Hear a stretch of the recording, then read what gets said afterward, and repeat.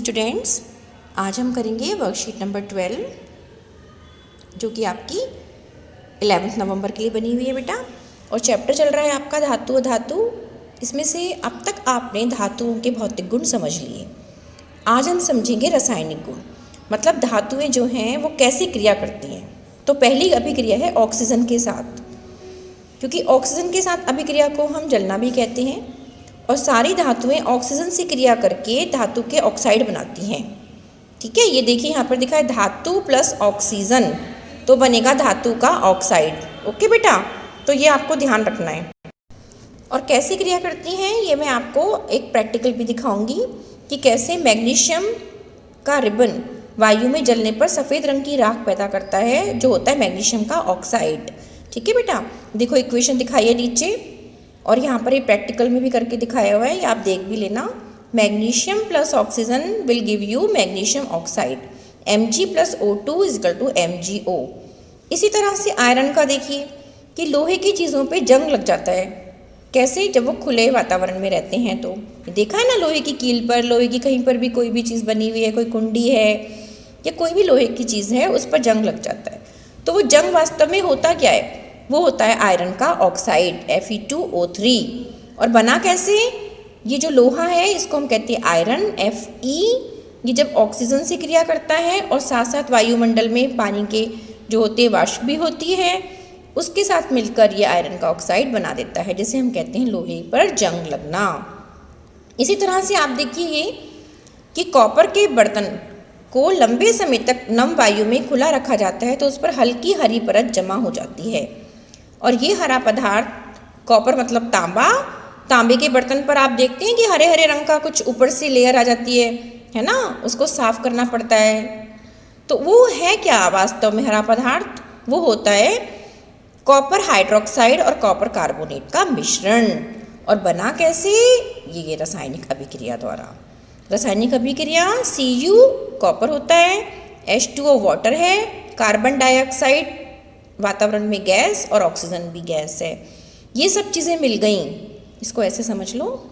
आप देखो क्लियर दिख रहा है ना, ये सब मिल गई, ये नम वायु में प्रेजेंट थी ये सब, और तांबा तो बर्तन है ही, ये मिलकर बनाएगा कॉपर हाइड्रोक्साइड और कॉपर कार्बोनेट। ये इक्वेशन बेटा याद कर लेना, बहुत इंपॉर्टेंट है। अब देखते हैं कि धातु के जो ऑक्साइड बने उनकी प्रकृति कैसी है। प्रकृति मतलब वो अम्लीय हैं या क्षारीय हैं, अम्ल की तरह बिहेव करेंगे या क्षार की तरह। तो इसको टेस्ट करने के लिए हमें क्या क्या चीज़ें चाहिए?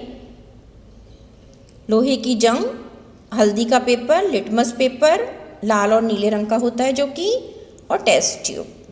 अब हमने जो जंग थी लोहे पर लगी हुई उसको टेस्ट ट्यूब में इकट्ठा कर लिया और उसको पानी में घोल दिया। रस्ट जो है पानी में अगर नहीं घुल पाता तो रस्ट की जगह पर मैग्नीशियम ऑक्साइड भी ले लेते हैं, क्योंकि वो इजीली पानी में नहीं घुलेगा। तो लैब में जाकर भी प्रैक्टिकल कर सकते हैं, मैं आपको दिखाऊंगी इसको भी कि कैसे मैग्नीशियम ऑक्साइड जो होता है उसकी प्रकृति क्षारीय आएगी। अब मिश्रण को हिलाने के बाद हमने उसको टेस्ट किया लिटमस पेपर से या हल्दी के सूचक से, तो हमने देखा कि रस्ट जो है वो लाल लिटमस को नीला कर देता है। क्योंकि रस्ट क्या है? रस्ट होती है धातु का ऑक्साइड और हल्दी को भी वो लाल कर रहा है, इसलिए उसकी प्रकृति कैसी होगी? क्षारीय। क्योंकि जो क्षार होते हैं वो क्या करते हैं? लाल लिटमस को नीला कर देते हैं। ठीक है, क्षार मतलब बेस, और ऐसे आप याद रखते हैं कि बेलन, बेलन का मतलब होता है बे से बेस, ल से लाल, ना से नीला, मतलब बेस जो हैं वो लाल लिटमस को नीला कर देंगे। ओके, ये अभिक्रिया क्लियर हो गई। अब देखिए अगली अभिक्रिया है जल के साथ। जल मतलब वाटर, कि धातुएं जल के साथ अभिक्रिया करके एक तो धातु का ऑक्साइड तो बनाएंगी, साथ साथ यहाँ पर इम्पॉर्टेंट है कि हाइड्रोजन गैस निकलती है, जो बहुत इम्पॉर्टेंट है। और हाइड्रोजन गैस निकली, इसके परीक्षण के लिए हम क्या करते हैं?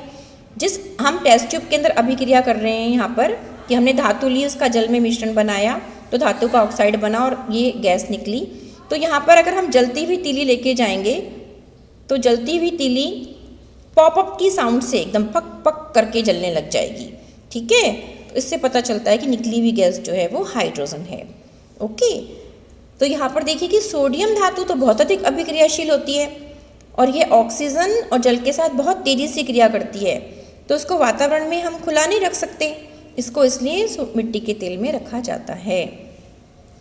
कुछ धातुएं जैसे आयरन और लोहा जल से धीमी अभिक्रिया करते हैं और सोना जो है जल से अभिक्रिया नहीं करता, वो रिएक्ट ही नहीं करेगा। ठीक है, तो इसका मतलब क्या हुआ, हमने देखा कुछ धातु तो बहुत अभिक्रियाशील हैं, जैसे सोडियम बहुत जल्दी रिएक्ट करती हैं, और कुछ धातु जो होती हैं वो बिल्कुल धीमे धीमे रिएक्ट करती हैं, और कुछ धातु जो होती हैं वो बिल्कुल रिएक्ट नहीं करती। तो इससे हम आगे पढ़ेंगे कि हम एक अभिक्रियाशीलता बनाएंगे, वो हम नेक्स्ट क्लास में डिस्कस करेंगे बेटा। अब क्वेश्चन आंसर देखते हैं कि सोडियम धातु को मिट्टी के तेल में क्यों रखा जाता है।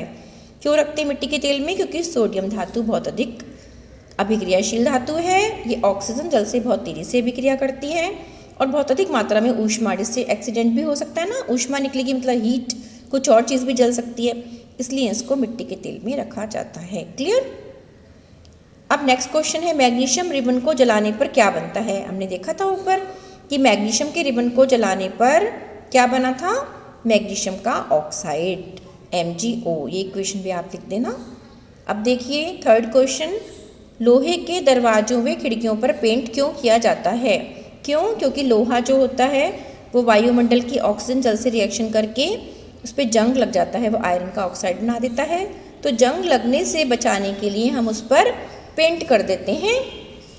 ठीक है, धातु की ऑक्साइड की प्रकृति कैसी होती है, हमने ये जाना था यहाँ से कि धातु के जो ऑक्साइड होते हैं उनकी प्रकृति क्षारीय होती है, ये हमने टेस्ट करा था, क्योंकि वो लाल लिटमस को नीला कर देते हैं। तो धातु के ऑक्साइड की प्रकृति कैसी आई निकलकर, क्षारीय होती है, जैसे कि मैग्नीशियम ऑक्साइड, ये सब क्षारीय होते हैं। Okay, clear. अच्छे से अटेम्प्ट करिए, इक्वेशंस के साथ लिखना बेटा और सुंदर राइटिंग में करना। साथ साथ आपको यहाँ पर लास्ट में दिया रहता है, नियमित रूप से अपने हाथों को साबुन से धोएं। आपने ये बात बहुत ज़रूरी ध्यान रखनी है, कहीं पर भी आप जाते हैं बाहर, आने के बाद आपको हैंड वॉश करने बहुत ज़रूरी है। थैंक यू बेटा।